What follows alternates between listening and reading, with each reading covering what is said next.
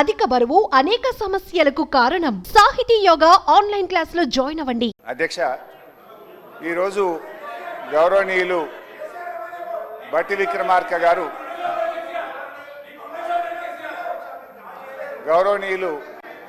ఉప ముఖ్యమంత్రి బట్టి విక్రమార్క గారు నేను అడిగిన ప్రశ్నకు వారు సమాధానం ఇచ్చారు. రాష్ట్ర ప్రభుత్వం ఎఫ్ఆర్బిఎం కింద తీసుకున్న అప్పులు 51,277 కోట్లని చెప్పారు. కోర్స్ ఈరోజు ఉదయం నేను రిజర్వ్ బ్యాంక్ ఆఫ్ ఇండియాది కూడా రిపోర్ట్ తీసుకున్న పొద్దున్నే నెట్లో. ఈరోజు కలిపితే ఇంకో 3,000 కోట్లు పెరిగింది. ఆల్రెడీ ఇంతకుముందే 2003వ తారీఖు 5వ తారీఖు తీసుకున్నారు. ఇవాళతో కలిపితే ఇంకో 1000 పెరిగింది. 55,277 కోట్లు ఎఫ్ఆర్బిఎం కింద తీసుకున్నారు. కార్పొరేషన్ గ్యారంటీల కింద 61,991 కోట్లు తీసుకున్నారు. 10,099 కోట్లు గ్యారంటీ లేకుండా తీసుకున్నారు. మొత్తంగా కాంగ్రెస్ పార్టీ ఏడాది పాలనలో చేసిన అప్పు ఎంత అంటే 1,27,208 కోట్లు. ఒక్క ఏడాదిలో వీళ్ళు చేసిన అప్పు 1,27,208 కోట్లు. 5 ఏళ్లకు మనం లెక్క కడితే ఎంత అవుతుందంటే అధ్యక్ష, 6,36,040 కోట్ల రూపాయలు 5 ఏళ్లలో కాంగ్రెస్ ప్రభుత్వం చేయబోయే అప్పుగా దీన్ని బట్టి మనకు స్పష్టంగా కనబడతా ఉంది. ఇకపోతే అధ్యక్ష, ఈ మధ్యకాలంలో కాంగ్రెస్ పార్టీ నాయకులు కాంగ్రెస్ పార్టీ పెట్టిన వైట్ పేపర్ బుక్ కూడా తెచ్చాను అధ్యక్ష. ఇది వైట్ పేపర్. అదేవిధంగా బట్టి విక్రమార్క గారు ఈ సభలో పెట్టిన పేపర్. దీని ఆధారంగా నేను పోయినసారి బడ్జెట్ సమావేశాల్లో కూడా చాలా స్పష్టంగా చెప్పాను.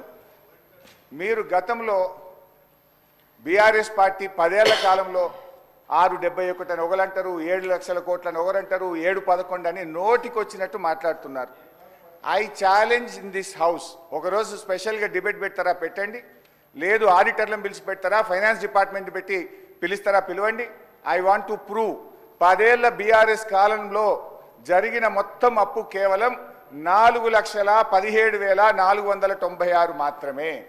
కానీ గోరంతలు కొండంతలు చేసి గోబల్స్ ప్రచారం చేసేటువంటి ప్రయత్నాన్ని ఈ సభ ద్వారా నేను తీవ్రంగా ఖండిస్తూ ఉన్నాను. గతంలో గౌరవనీయులు బట్టి విక్రమార్క గారు ఎన్నికల ముందు ఆదాయాన్ని సమకూర్చడంలో కాంగ్రెస్ పార్టీకి అపారమైనటువంటి అనుభవం ఉంది, హామీలన్నీ నెరవేర్చడం మాకు పెద్ద సమస్యే కాదు అని ఎన్నికల ముందు చెప్పారు. వీడియో కూడా ఉంది, కావాలంటే పంపిస్తాను. ఇప్పుడు అధికారంలోకి వచ్చిన తర్వాత ఏమైంది, ఏడాది అయింది, హామీలు ఎప్పుడు అమలు చేస్తారంటే అప్పుల పేరు చెప్పి తప్పించుకునేటువంటి ప్రయత్నం చేస్తున్నారు.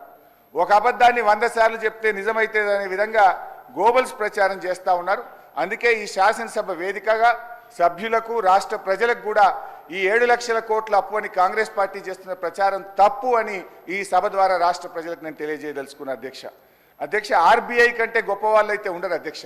ఇన్ఫ్యాక్ట్ అధ్యక్ష, ఈ 4,17,496 కోట్లలో కూడా 10 ఏళ్ల బీఆర్ఎస్ పాలనలో 4-5 ప్రత్యేకమైన విషయాలు ఉన్నాయి. 2 వరుస కరోనా సంవత్సరాలు రావడం వల్ల కేంద్ర ప్రభుత్వం అప్పుడు మొత్తం దేశం యొక్క economy అతలాకుతలమైంది.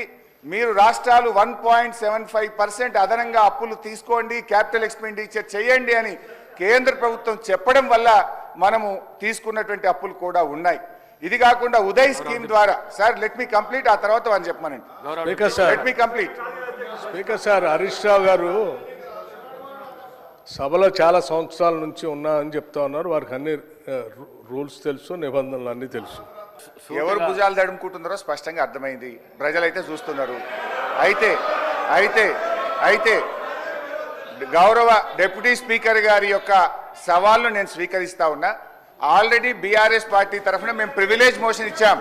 Privilege motion on honourable deputy CM we have given sir. That privilege motion is pending. Sir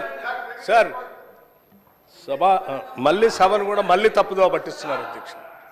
మళ్ళీ తప్పుదో పట్టించిన అంటే లేస్తే సత్యదూరమైన మాటలు మాట్లాడటం తప్ప వాస్తవాలు మాట్లాడితే తల పగిలిపోతారు అని ఏమైనా శాపం ఉందా అని నా అనుమానం అధ్యక్ష. వీళ్ళకి అస్సలు వాస్తవాలు మాట్లాడరు అధ్యక్ష, అన్ని సత్యదూరాన్ని.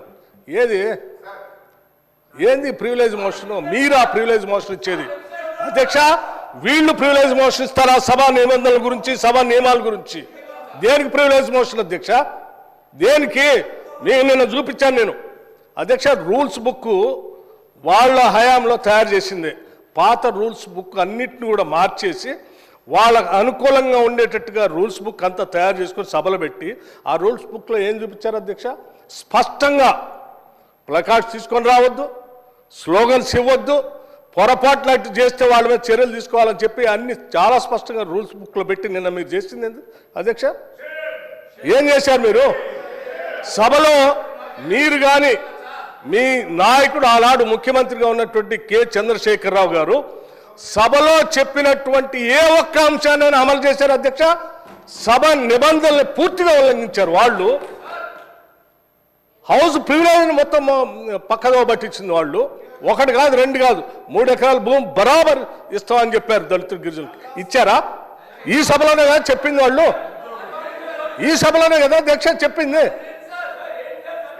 డబుల్ బెడ్రూమ్ ఇల్లు ఇస్తా అని చెప్పారు. ఇచ్చారా అధ్యక్ష? ఉద్యోగాలన్నీ పూర్తి చేస్తా బరాబర్ అన్నారు. చేశారా? 2 భిన్నమైనటువంటి డైలాగ్స్ నేను వినిపించగలను అధ్యక్ష. బరాబర్ ఉద్యోగాలు ఇస్తాం అన్నది ఒకటి, ప్రభుత్వంలో ఏడున్నాయి ఉద్యోగాలు ఏడ తీసుకొచ్చి ఇస్తామని అడిగింది ఇక్కడ నుంచే. సభ నిబంధనలు నియమాల